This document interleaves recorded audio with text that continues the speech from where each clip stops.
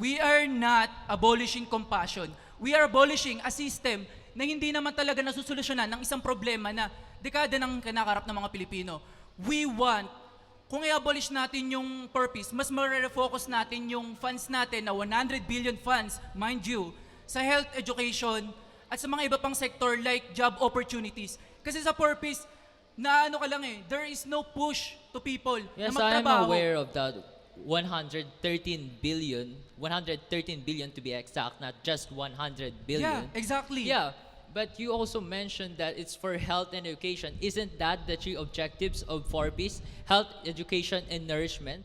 For And the do you people think- to be do you think for the people to na be kapag nourished, nakapagtapos yung for mga the people to be mag-aaral ng mga educated, to be 4Ps, literate. ay If you're supposedly, calling, if you're efficient telling ba? me that Efficient it's ba about yung education natin? politics, then why don't you educate the Filipinos? Why don't you tell them to vote the right Well, to be individuals? honest, para lang ma-maintain mo yung 4Ps membership mo, you just need to be 80% of attendance sa school.